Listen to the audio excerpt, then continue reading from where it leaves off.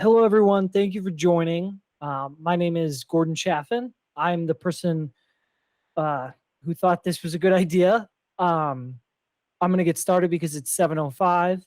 We have, let's see if this works.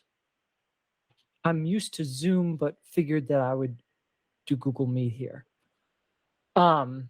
So we were going to have two presentations tonight from government officials. The planner from Tacoma Park, Maryland, had to cancel. And so he will be joining us at a future meeting to talk about possible future connections to the MBT, especially as we get up into Ward 4. But we are definitely going to have the National Park Service here around 8 p.m. to talk about how the Park Service does trails. We're lucky that the MBT is a DDOT, a DC property, but we will certainly be working with NPS for the connection trails. So who am I? I've been a DC area resident since 2009. I've lived mostly along the Eastern Red Line here, and pretty much along the MBT the whole way. I first came to Silver Spring and lived at the corner of Bonifant and Fenton, which will be a I'm getting a message that the slides are not appearing. Interesting. Okay. Let's try this. I see them on my end, Gordon. Okay. Awesome. Thank you. So who put that in the chat? Aru, you should you can see the slides. There's a link in the chat. And you should be able to pop them up on your own screen. So no worries. And then I've lived in Edgewood here since 2015. Edgewood, if folks aren't familiar, is sort of to the immediate east of Brookland, and Edgewood has a lot of new housing development. I live in the Chase at Bryant Street, which many of you might know as next door to Metro Bar and City State Brewing. I bike and electric skateboard commute. I've created a nonprofit before, and so this is where a lot of this presentation comes from. Done a lot of research about that. And I'm a content creator. I've been a journalist, communications person, civic activist. I care about trails and stuff for many reasons, but primarily because I believe in non-car transportation in transit, and I think that we need more trails like the MBT for environmental justice. So what is the Met Branch Trail?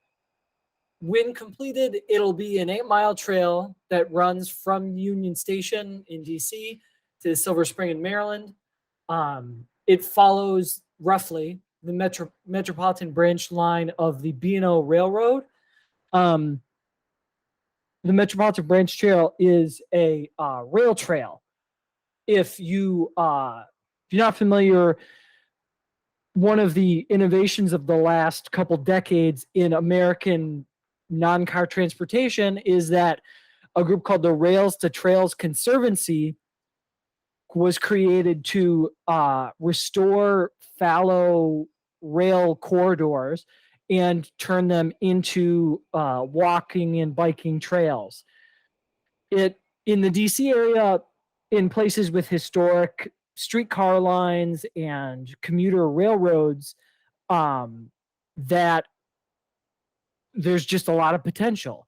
But they're pretty much all around the country.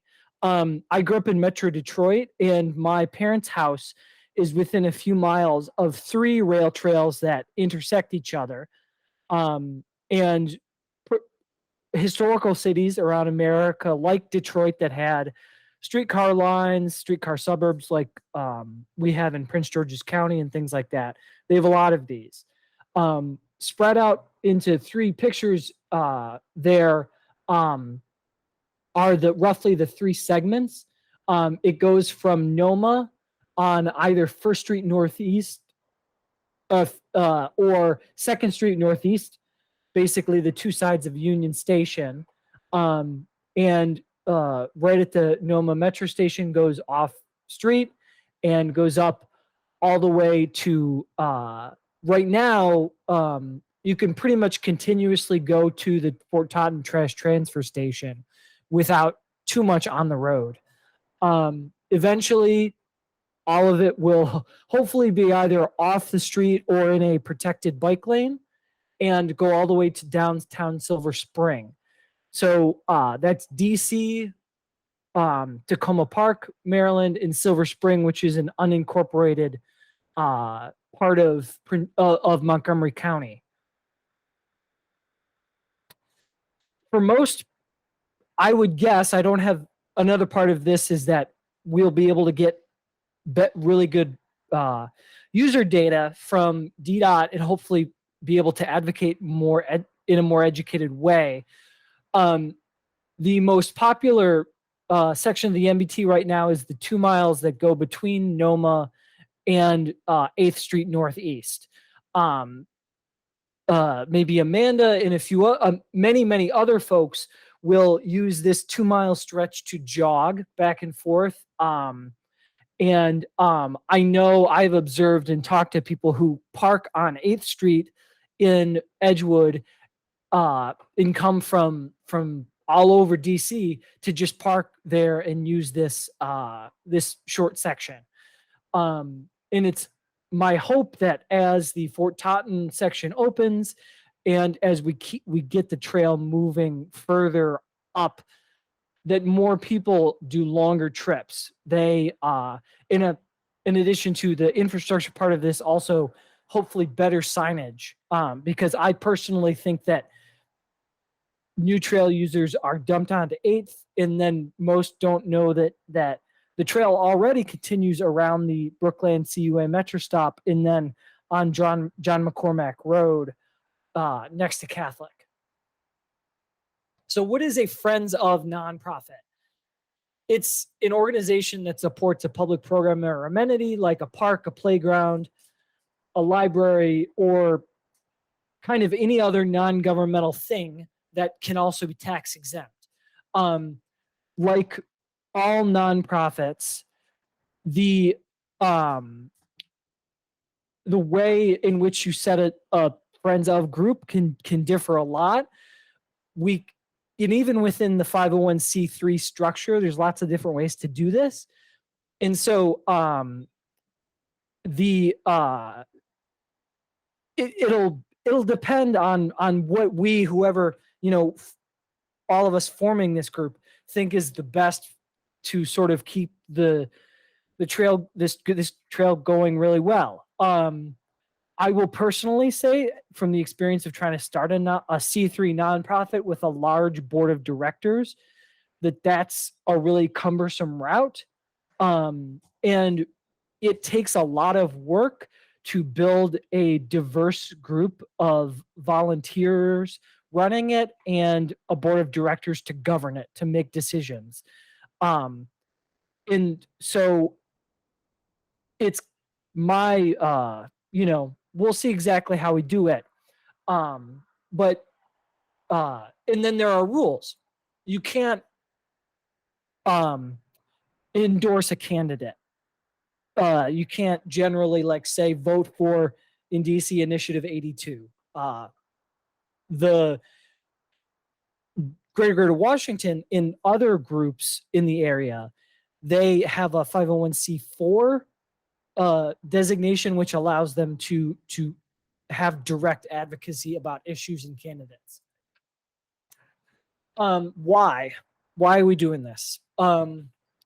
As many of you might have guessed, public spaces and programs are often underfunded and they can't keep up with asset maintenance. I think the best example analogous to us is the Mount Vernon Trail and the large number of tree roots that have caused bumps on the trail. It's not terrible between Arlington and Old Town Alexandria, but once you get south of Old Town, and certainly when you get like around Fort Hunt, it's extremely bumpy, like to the point where I really don't want to even use the trail. And so, as you'll see it in a few slides in a picture, the Friends of the Mount Vernon Trail literally bought a bump removal machine. And so they're doing spot patches. Public spaces struggle without events, programming, and placemaking, which government often doesn't fund very well or doesn't hire staff that are good at. Placemaking is kind of an artsy term to describe creating a reason for people to gather in a space. Metro Bar is an example of placemaking. Wonder Garden in Noma is an example of placemaking. These are places that both will eventually be developed into either commercial or residential buildings, but for some number of years are being used for community benefits purposes in partnership with a for-profit business, with nonprofit groups that are, allowed to have discounted meetings there, whatever. A lot of examples, DC has a lot of examples of public spaces that don't work very well because they're not programmed. Memorial Plaza next to the John Wilson building. I'm sorry, Freedom Plaza. Yes. Next to the John Wilson building on Pennsylvania Avenue is an example of a public space that doesn't do very well because it's not programmed. So as you might have seen, the National Park Service has a vision to create a more inviting space. Excuse me. Government agencies often need help to raise money to sustain these public amenities. You're a government, you can't really just start asking for donations to do one specific thing. And so an example of this is, I think another Friends of Mount Vernon Trail example is that the National Landing Bid, which is a trade association business advocate nonprofit, is giving money to the Friends of Mount Vernon Trail to maintain the trail. And obviously, it's kind of like a triple bottom line situation. The bid there is trying to hype up Crystal City and Pentagon City and all those places that have direct connections to the Mount Vernon Trail, but they can't really just give the money to NPS for a specific purpose. So they can give it to the Friends of MBT, and then that nonprofit can remove the bumps or do programming at Gravelly Point. And then finally, as Michael and other folks will tell you about in regards to the 8th Street connection, debate, discussion that we've tried to fight for, there hasn't been a really strong group of organized people as one voice saying, like, the thousands of us who use this trail really need this and really want this. And so whether you're talking about a trail or something else, it really helps to have an organized group of people saying, do this, don't do this, elected leaders. And I think it really isn't, because if you're a DDOT planner, you kind of really only have trail counts. And who knows what all the people who use the trail think individually. Why a group specifically for the MBT? There are a ton of local and national organizations that advocate for rail trails, advocate for connecting them, and there's lots of organizations that are friends of groups around things that we want to connect the MBT to. So there's friends of schools, there's there's organizations like the Safe Routes to School Partnership. There's obviously the Granddaddy Rails to Trails Conservancy. The MBT is part of the Capital Trails Coalition, like 50-year vision map.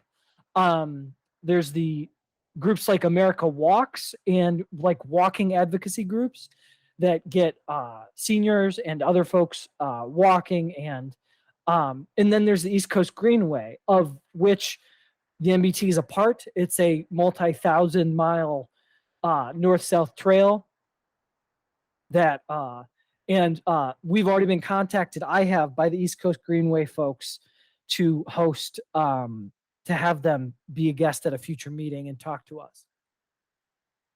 So my vision for the Friends of the MBT, and again, this is just in my head, and hopefully folks like you guys get more involved and weigh in, is over the next 2 or 3 years, organize a group of us civically minded residents supporting the maintenance, inclusiveness, and activation of DC's MBT, and then administer the group as volunteers at the direction of a board of directors. That second sentence is very variable depending upon what structure we all think is best. And again, like everybody's busy, and professionalized nonprofits are very hard. Most friends of nonprofits are very low maintenance. But in order to get the IRS tax deductibility, you have to go through some formal decision-making structure and process.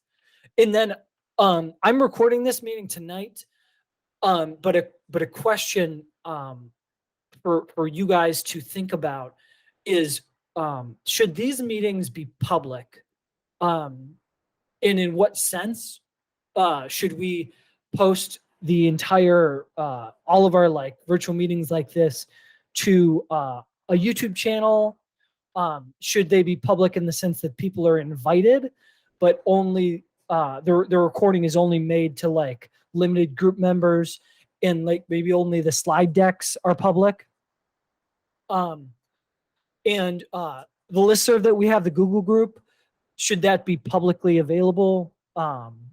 And right now it is public because I'm trying to make it as easy as possible to join, but maybe that's not the best thing. And again, there are permutations of that. I just want to be respectful of everybody, because a lot of people, when they get involved, for reasons I've been personally burned on, would prefer that they, they're able to sort of be involved in private.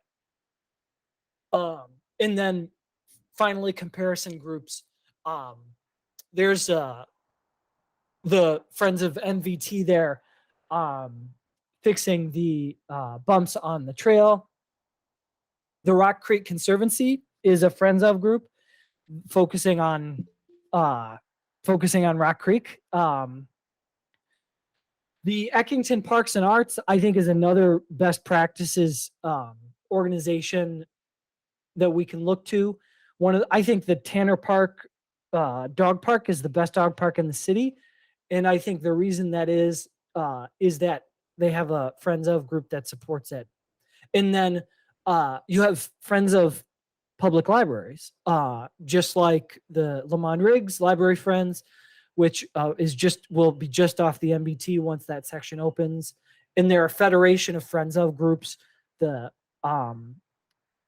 You might have seen that they tried to name the Carnegie Library, DC Public Library, after Jeff Bezos, and the Friends of group there raised some hell, and eventually that ended up not happening.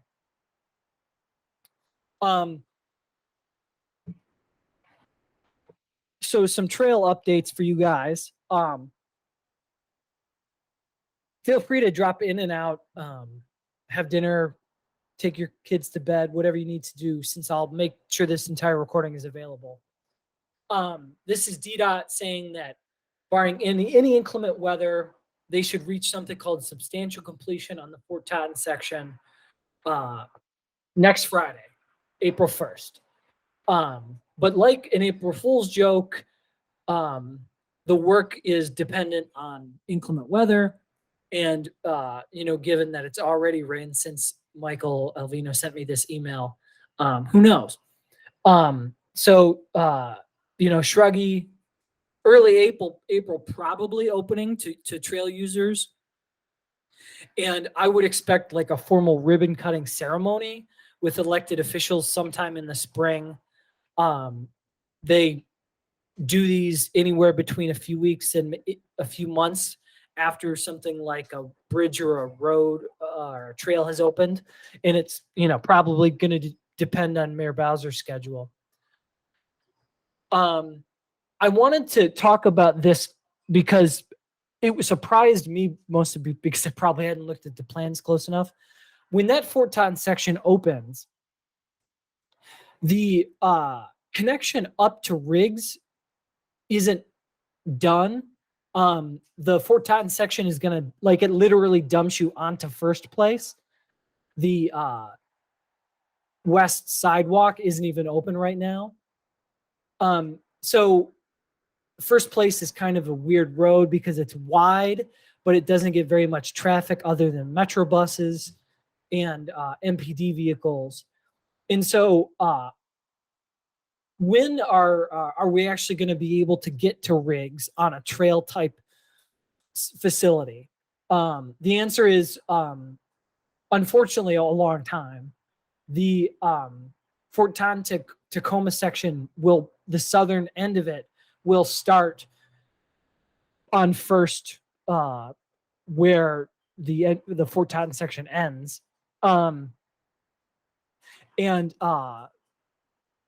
There's Riggs is, as many of you know, probably a wide, fast, dangerous road there. That's also on a hill at that point.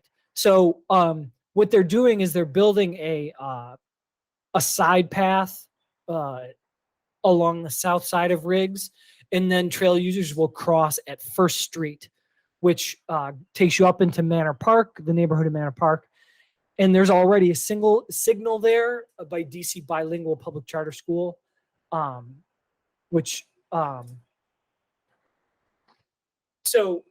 here's, and then the Fort Totten to Tacoma section. They're hoping to break ground fall of this year. And that construction, they expect to take about 18 months. And then there's Michael Alvino again explaining that the traffic signal at First in Riggs was already completed. So I've been in this business a long time, and so I'm going to be sort of realistically putting timelines here. I would guess that they're going to probably start sometime in winter to spring of 2023, and it'll probably open sometime in the April to June timeframe in 2025. So that's a long time away, but I'm hoping that the improvements. We'll go back. Can I go back a slide? Yes. So I'm hoping that, as you might know, you can get from the First Place to Fort Totten Drive on a really nice trail that was improved as part of this Fort Totten section. So I'm hoping that a lot of people will be enticed to use the trail, since you can get around the DC Bilingual and Bridges Public Charter School there on an improved trail. For those of us on the south side of the MBT right now, there's exciting news, connections to Eckington.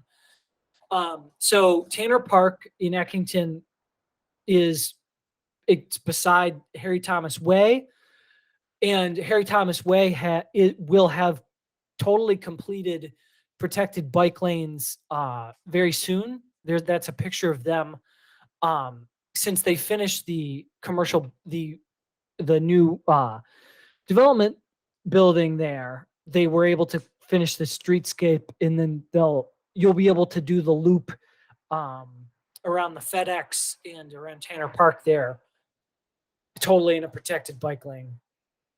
And then in that red circle on the left is Eckington Place.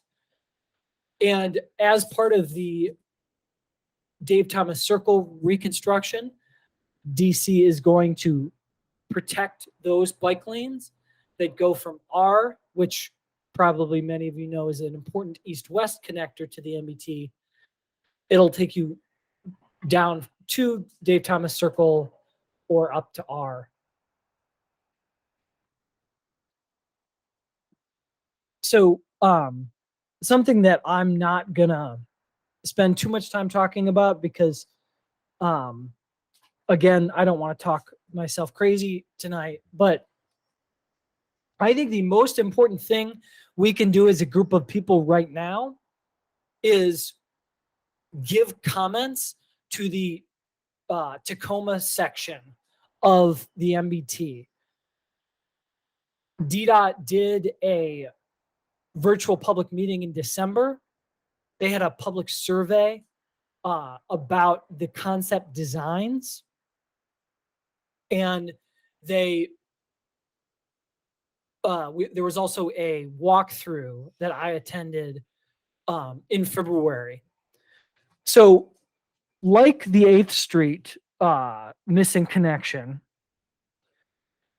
this Tacoma, downtown Tacoma section will feature the trail leaving the side path on Blair Road and going on the street. And in addition to I think it's a first real reason for us to organize around one single comment. I think it's really important that we say as early as possible as a group that you can't just assume like future improvements. 8th Street is the way it is on the MBT because it was okay 15 years ago to say, oh, well, 8th Street is going to redevelop. There's just like we did in the existing section, we can buy right of way from CSX, the train operator, and we'll be able to keep the off-street trail running. And so the on-street section was always meant to be a temporary thing. But more than 10 years later, the off-street part on 8th ended up not being possible. Developments come in, they did the CSX is notoriously bad as a stakeholder partner, and so they didn't let DDOT buy room when they reconstructed the Monroe Street Bridge. So now we have to sort of make lemons lemonade on 8th Northeast with a protected bike lane. And so here in Tacoma, I'm hoping that all of you will look at the presentation slides and look at the comments I've started, and add suggestions and add your name in that Google Doc, and so we can get to DDOT as quickly as possible and say, like, you can't assume everything's going to be better in 5 to 10 years. And the immediate actionable thing timing wise is they're in concept designs now, and they plan to narrow that down for a public meeting again in May or June and share results from the survey they did in December. And so I, again, hope you will add your comments sometime in the next week or two so that we can get feedback to them. Again, here's a picture of like different ideas, and at least in terms of the routing. DC chose a westward north-south segment. So instead of going to the side, the little pocket of DC that's left in Tacoma, like on Sandy Spring Road, the route will be going through, it'll be going across from Blair to 4th Northwest. 4th Northwest has already has a protected bike lane on one section. And so as you get from Blair to 4th, however those streets are redesigned is going to be really important, because if we just dump people onto a road without any cycling facilities, it's and without any signage, it's going to be pretty, like, people are going to be just as confused as they are when they get dumped on the 8th.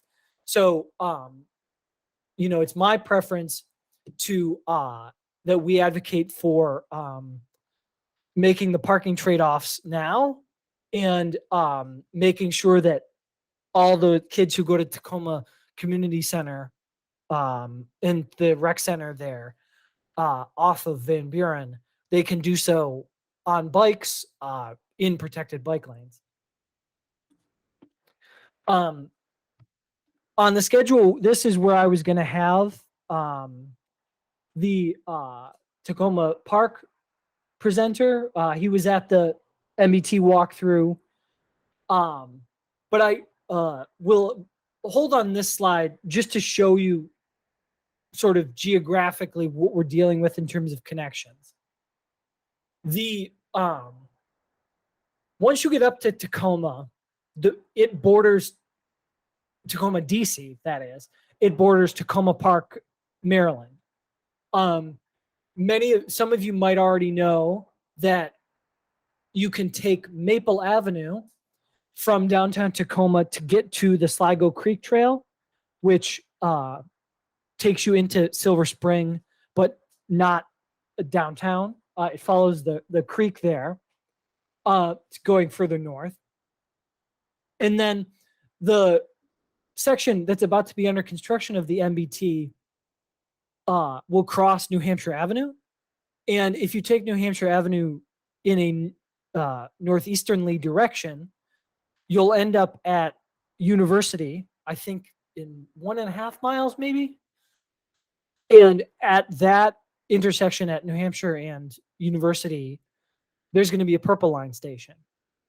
And Tacoma Park has projects to improve the bike and walk connections on Maple Avenue that get you to Sligo Creek and on New Hampshire Avenue. And so as part of our work as a group, I'm hoping that we can advocate for connections like these. And so working with partners in either cities in Maryland or Montgomery County, or in the case of the Purple Line station, I don't know if that's in Tacoma Park, but I think it's unincorporated Prince George's County maybe. But I'm hoping that we can connect, we can get safe for everyone connections from the trail, from the MBT to these transit places. With this extra time, I wanted to point out that another reason why we do this, hopefully, is that the long-term trail vision of the DC area, our side of the region is the one that's sorely lacking in trails and protected bike lanes. This screenshot of the interactive map from the Rails to Trails Conservancy and Capital Trails Coalition. Notice all the orange in Prince George's County, in Up County, Montgomery County, and then in wards 7 and 8, especially Ward 7 in DC.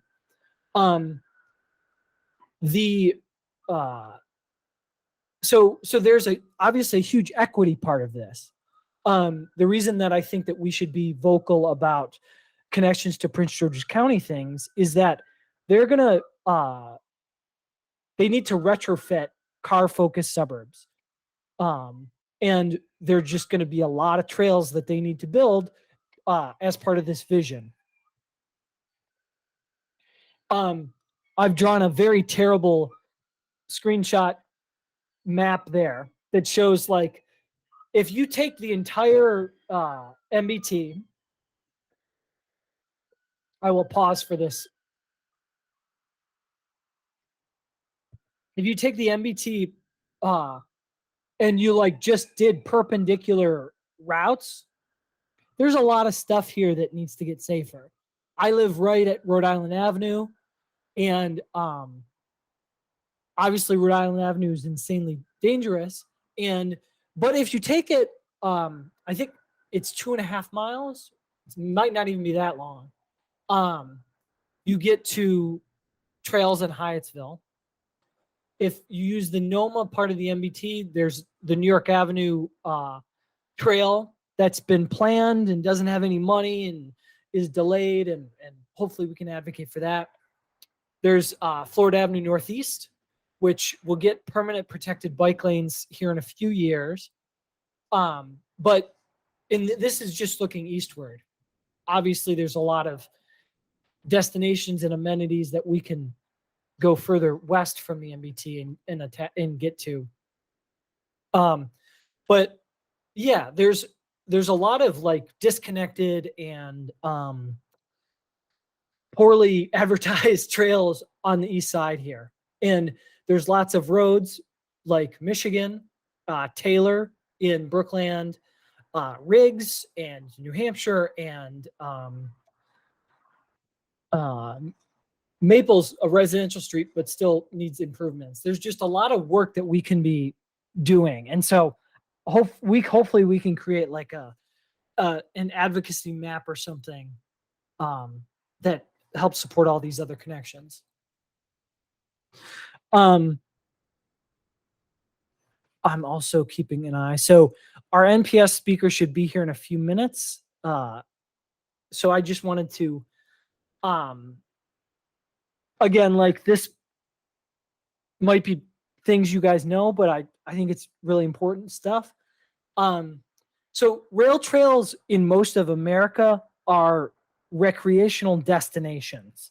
Even though my parents live within a mile or two of 3 really nice rail trails, the county government, the city governments, the Metropolitan Planning Organization, which sort of is the regional coordinator, they all think of the rail trails as nice to have recreational things.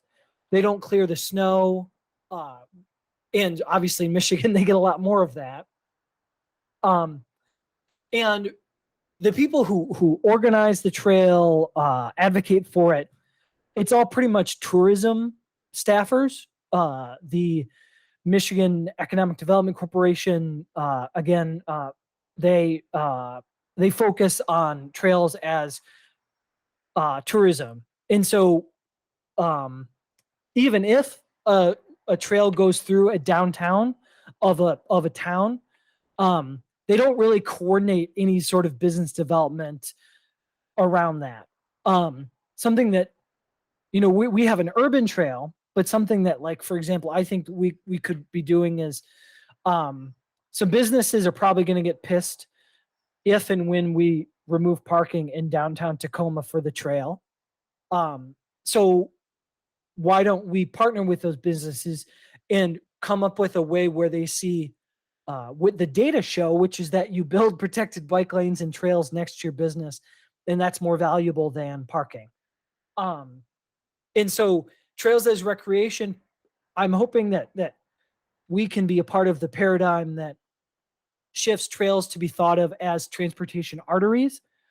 Obviously connecting all of your housing in a safe way to trails, connecting it to transit, jobs, schools.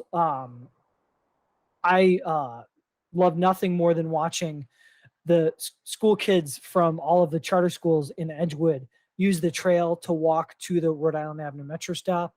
Healthcare, downtown Tacoma has a new healthcare facility, and connecting those with the trail segment is really important. And I see that we have our speaker from NPS. So I will close with one final thing, which is that gas prices are really high right now, and a lot of folks like you and me, possibly, who are environmentalists, are making decisions to help people who need cars by making it cheaper to continue using cars. And the mobility justice of a trail that's safe for everyone to use, it intersects obviously with the sort of economic justice of cars. If you need a car to do essential things, then you're punished with the prices of the car ownership. And so California's provided a very bad example of this this week, where a trail like the MBT and all the other trails in our region can, and things like e-bikes, can give people the ability to have something even more just than cheaper gas for them to drive their cars. It's a reason to not need a car.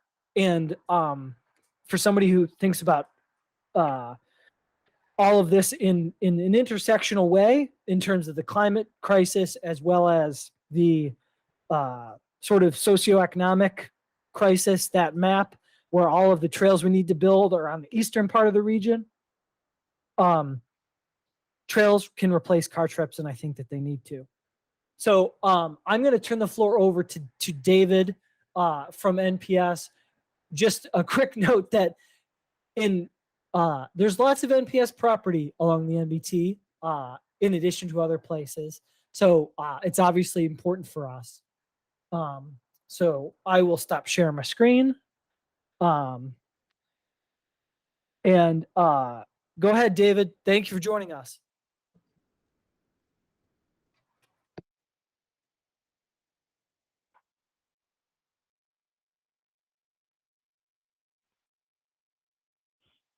Hi, everyone, and sorry I missed the beginning conversation and all the introductions. So I'm kind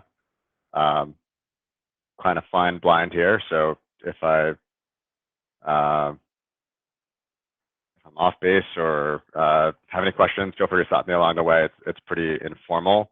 So I understand this is your first meeting. Is that right, Gordon? Yes, it is. Okay, cool. Well, honored to participate. And what I always like to say is, and I'll explain my role, but basically, there's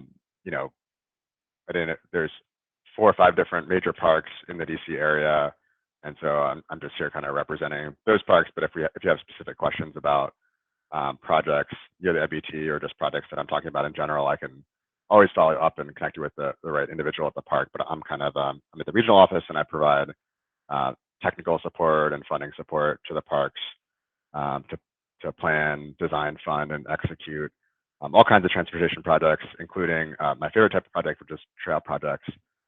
So wanted to just basically kind of run through what we're doing around the region, and I tried my best to kind of focus in on some projects near the MBT, but I might not have all the details that you might be interested in, so I can always follow up on those details. So again, David Dio, Regional Transportation Program Manager for the Park Service. There's me. I'm here I am at 8 p.m. and there's me at a construction site in the Smoky Mountains. Hey, David, I can't see your presentation. Okay. You might want to turn off and then try it one more time. That might just be me. Okay. Okay, there you go. Do you want to go down to slide 10? I don't think there was much to that we missed. Yeah, so this is just a map of, go one more up. Yeah, so this is just a map of all the kind of existing either functional or non-functional trail counters in the region. I want to say that DDOT has maybe 1 or 2 counters on the MBT right now in the currently open sections. But anyway, so in our research, we found, in coordination with jurisdictions, we found that basically almost virtually none of the jurisdictions had a sustainable count program where they're able to operate and maintain these counters long term for a variety of reasons. And so we are kind of working together with everyone and have developed a agreement with UNC Chapel Hill and Virginia Tech, their Roslyn campus, and then also Portland State University to kind of stand up a more coordinated regional trail count program that I think kind of, I hope puts our bicycle and pedestrian counts kind of on par with some of the very robust car counting that we do throughout the region, and kind of we felt like this just important to have better data and better understanding of how many people are using our trails and when. So this is like I think a pretty exciting endeavor. We're kind of in our second year of the end of our first year of a 5-year partnership, and the next slide, Gordon kind of explains the different aspects of that partnership. Basically from installing and keep maintaining the counters to checking and validating the data, to like actually analyzing the data and producing reports and making that data available for researchers and folks to do with it as they please. So we're excited to as the Park Service to kind of be leading this effort with everyone in the region, including DDOT.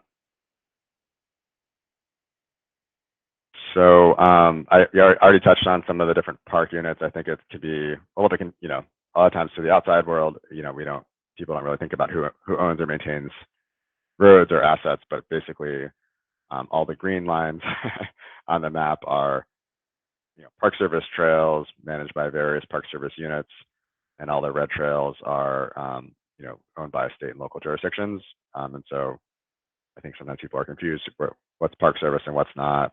But fundamentally, I think Park Service is maintaining kind of all the most high use trails, and I think it's fair to say. So next slide. Just the names of the trails. I'm sure you're all familiar with them. Just briefly, I think it can be frustrating, right? The project development process can be sometimes 3, sometimes 5, sometimes 10. In the case of Metropolitan Branch Trail, 15 or 20 years, maybe longer. But I think it's important to remind folks that all the different steps along the way, to get from an idea or a line that we drew on a map to hard hats and a ribbon cutting, can be a long and winding road. And so that's certainly the case when you're working on federal land with all sort of the extra requirements and regulations that we have to follow as a federal resource agency. So I always found that this is a DDOT graphic, but it's helpful for me in describing kind of that process. Next slide, Gordon. So and this is like a regional kind of presentation, and Gordon, glad to kind of, like I said, follow up on MBT specific projects if you need more information. But wanted to kind of, like I said, we're doing about 30 miles of trail work in various states of the project development process, and then we're also right now looking at about 7 or 8 miles of on-road protected bicycle facilities on and around the National Mall. So really kind of tremendous amount of work that's underway, and we're really excited about it. So here's I'm going to kind of go through things that are either recently done or about to be, currently under construction, and then I'll kind of go into the next tranche of things that will be under construction in the next 2 or 3 years, and then there's a kind of a third tranche of things that we're thinking about. We're looking at the feasibility, but we're kind of it's just around the bend to the point where we're going to be able to get funding and actually get into construction. So I think I assume this group is pretty familiar with the regional trails, but we last fall completed a bunch of safety work on Memorial Circle, which we're really proud of. It that was a kind of high crash location and a place that we received a lot of complaints, and so we kind of redesigned many of the ramps in and around Memorial Circle and kind of fundamentally changed the traffic operations of the circle. Added rapid flashing beacons and passive detection on the rapid flashing beacons. Took out lanes to make double threat crosswalks, just single threat crosswalks. and added a number of other, I think, safety countermeasures that have really slowed traffic down and really enhanced the experience of traveling through that area on bike or by foot. I think everyone's probably familiar with the ongoing partnership with DDOT and the reconstruction of several trails in Rock Creek Park. I don't have the exact timeline here, Gordon, but I want to say we're about halfway through the construction schedule, and I think at this stage we're in like phase 3 or 4 of 7, where they're building the new trail along Piney Branch Parkway. So that I've been in that area recently. It's really coming together and looking great, and we're fortunate for DDOT kind of leading that construction effort, with the park. Kennedy Center Trail, I don't really like that name. It's really more Rock Creek Trail South, so really sort of Virginia Avenue, so kind of south there, past the Watergate, past Kennedy Center, and then ultimately through that abutment to Tierra Bridge. We are probably about half to 2/3 of the way through that construction project. It's really coming together. We just opened the section right in front of Kennedy Center with beautiful teak benches and a wider, smoother surface and new railing. And I think really glad to have that section open for the cherry blossoms and for the spring. And we'll be working our way towards opening the tunnel, hopefully this summer, probably sometime around July or August, the tunnel through TR Bridge. And then we'll kind of keep working our way south along the Potomac River, jumping to the other side of Memorial Bridge and going all the way kind of down to Inlet Bridge, so practically to East Potomac Park. So that project is a huge project funded by the Great American Outdoors Act. It's about an $8 million project, and really coming along nicely. But interested to hear feedback from folks. I'll speed it up a little bit. So Mount Vernon Trail Bridge 12 is one of the most deteriorated bridges on the Mount Vernon Trail. Also the site of several really serious crashes because of the curves and the slippery bridge, and so we're replacing that bridge this spring or this summer. It's about a $3 million project and already underway with construction. 15th Street Cycle Track, I know a lot of folks are familiar with that one.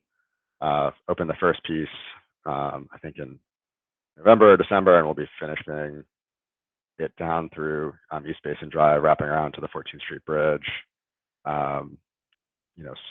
Probably sometime this summer, that cycle track will be complete. Oxen Cove Trail is kind of down by Woodrow Wilson Bridge, just kind of at the terminus of the planned South Capitol Street Trail in DC. So that trail has been badly deteriorated and had a lot of complaints on that trail for many years. So looking forward to starting to repave and rehabilitate that trail. I think it'll be this summer, this fall. So a lot of work kind of hitting the ground right now.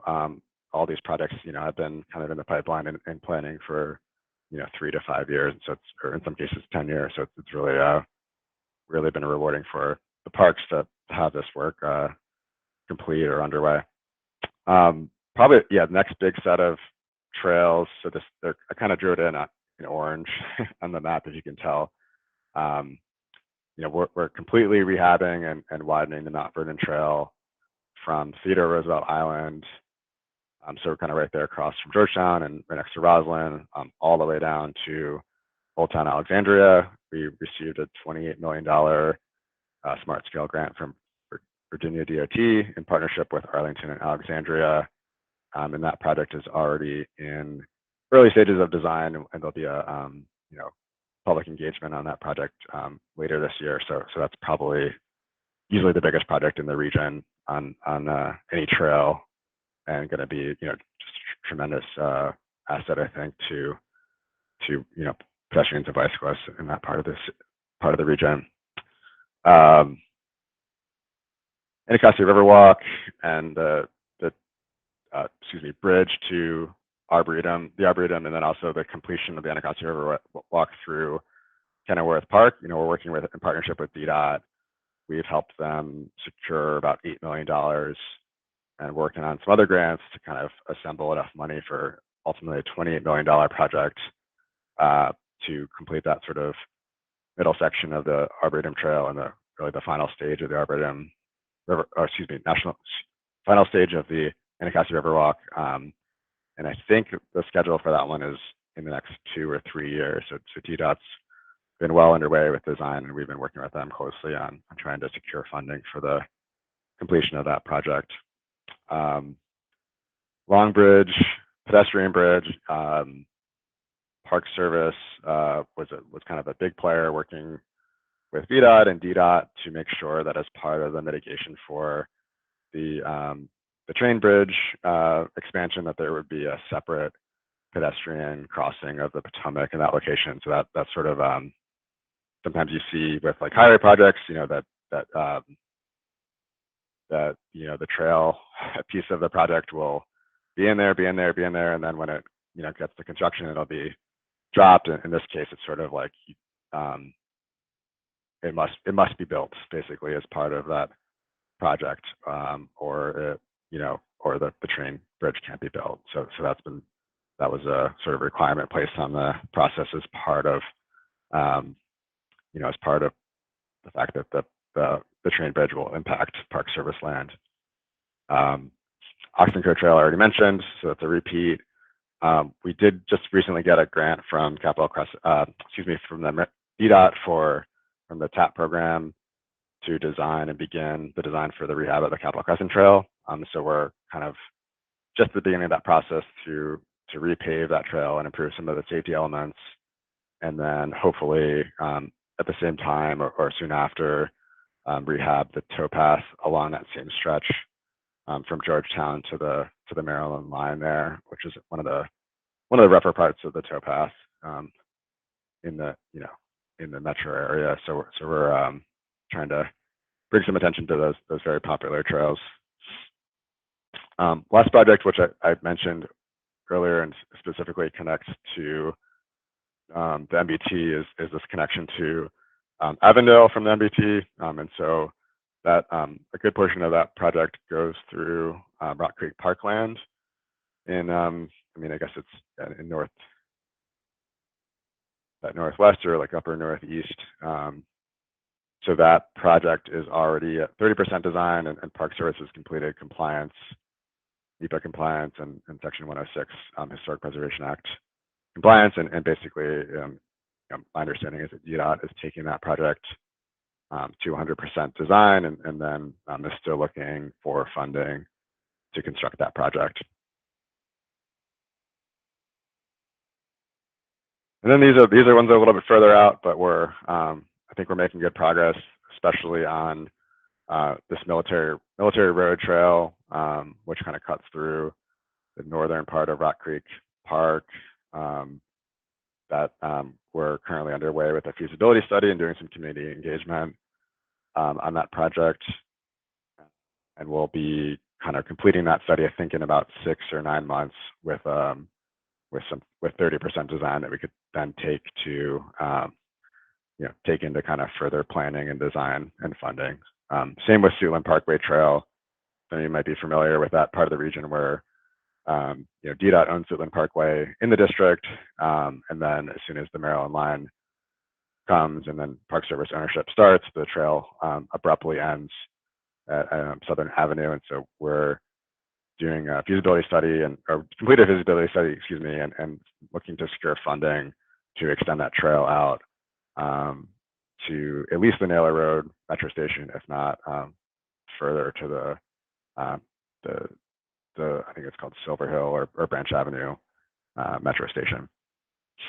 And then the last project, which is a little bit further out, is Mount Vernon Trail South, so south of Alexandria to the Mount Vernon Estate, is in okay shape, but definitely needs some attention. So sorry for the rambling there. Open for questions, or feel free to reach out to me after. Thank you very much. That was extremely helpful. I wanted to ask, so part of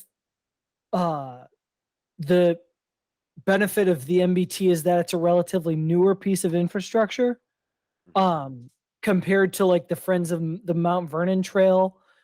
We, knock on wood, won't have to be knocking down tree root bumps for another decade. When you think about these trails as like assets, what's the life cycle you think about and plan for? Because you know, I guess if you could use the northern Mount Vernon Trail section as an example, like are you thinking about redoing these trails every 30 to 40 years? Yeah, I would say every 30 to 40 years, and for like a road. I mean, for example, for a road, the life cycle of a road before you do a mill and overlay or some sort of treatment is about you know really 10 to 15 years. But because a trail or doesn't have the same loading on it, from vehicles or especially from trucks, you don't the trail's not as thick, but also it doesn't have the same.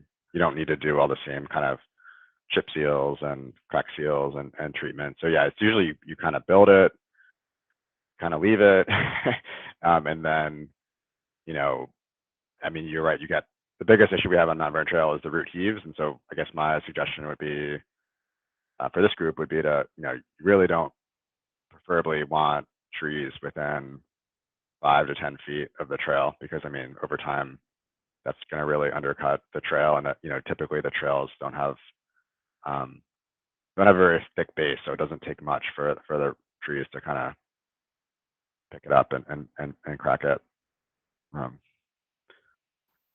so one of our issues on Mount Vernon Trail is like the trees come closer and closer, and then for environmental reasons, it's hard to clear them basically.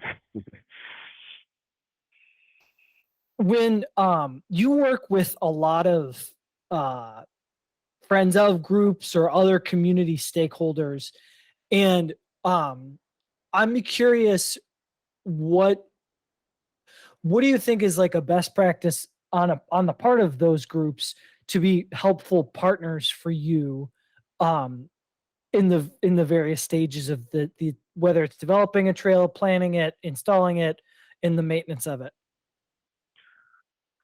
I mean, that's a really big question. And I mean, I think MBT is a little different because it's all DDOT. My understanding is it's going to be all DDOT owned or maintained. But I mean, I mean Mount Vernon Trail Friends Group is like absolutely phenomenal. I mean, just a incredible model. I'm always I follow their social media, and I'm always just continually amazed at the work they do. And I think the key there, especially for Park Service, is that they're working in lockstep with the park. They have a official sort of partner agreement with the GW Parkway unit, and everything they do is kind of closely coordinated with GW Parkway staff. So on the planning side, I mean, I think it's really just a helpful touch point for the agencies to have folks in the community that they can reach out to and use as a sounding board. It's also helpful to have friends groups to advertise and help spread the word on different events and stuff like that, public engagement opportunities. But I mean, I guess to me the friends group again is for Mount Vernon is so incredible because these trails over time require a tremendous amount of maintenance, in a lot of cases much more maintenance and attention and bodies than the agencies that maintain them can really bring to the table. So it's like kind of a force multiplier. You can just do so much. I would say yeah, Judd and those folks there. I mean, they took the Park Service.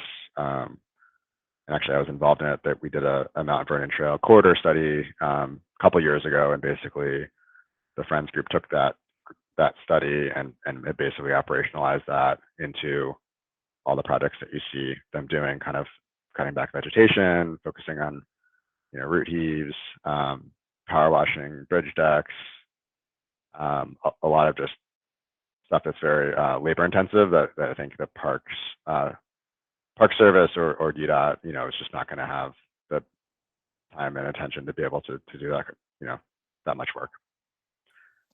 I don't know, Gordon, if that answers your question. Yeah, absolutely. Does anybody else have a question? Anybody, go ahead and unmute yourself.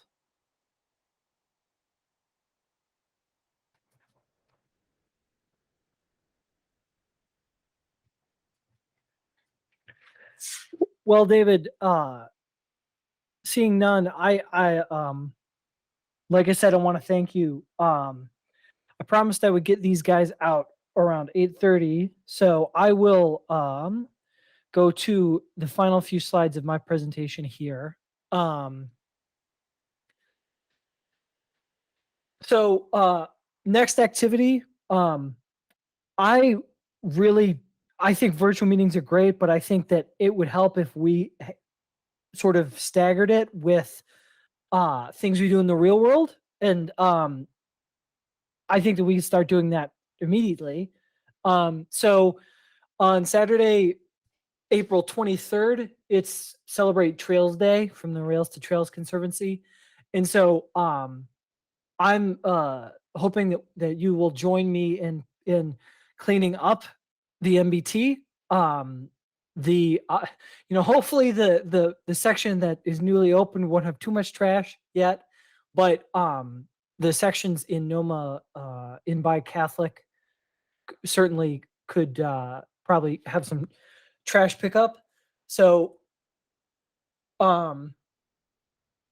meet 10 a.m. at Dewdrop in Edgewood. And I will bring extra bags, but if you have gloves, brooms, those old person reach sticks, you can go ahead and bring those. The after that, the bike to work day is Friday, May 20th, and there are several stops. There's one at Wonder Garden on the MBT roughly, and there's a couple that are sort of close in Tacoma, DC, at the Sligo Creek Trail in just a few miles away. There's and then there's the one in Mount Rainier and one in, I don't know if that's Brentwood technically, but the Bladensburg Waterfront Park. The so I would love for if somebody joined me to be a table go and sign people up for the email list or anything like that. Shoot me an email, friends of MBT at gmail.com. And would love to have volunteers for that. And obviously I'll send emails for that at the time. And or as I should say, as we get closer to that, sign up. You can sign up right now as a bike rider on that website. And then as far as our next business meeting or virtual meeting, I was thinking maybe early May, but I would love you guys to go send an email to the Google group with feedback about this. What are the best days a week to hold these meetings? Is weekend easier? For those of us who have kids, it's kind of like pick your poison, weekend versus weeknight. As I mentioned, City of Tacoma Park is already committed to a future meeting to present about connections to the streetscapes in that town, as well as the East Coast Greenway to talk about the MBT spurs, just like David discussed. I also other ideas I have. I'm hoping to get folks from other Friends of groups to talk to us about how they do their work, and how they can give us advice. And then the Waba Trail Rangers, I would love for them to come and talk about how they work on the MBT already. It's kind of, we're very lucky on the MBT because DC already funds the kind of I think that they several times a week all year round, people to pick up trash, put signs up for people to slow down, as you might see around trails, and that sort of thing. But we'll certainly partner with them hopefully in the future. And then that's it. I will turn my camera on just at the end here. Anybody that's left, anybody have any questions, ideas, inspirational quotes?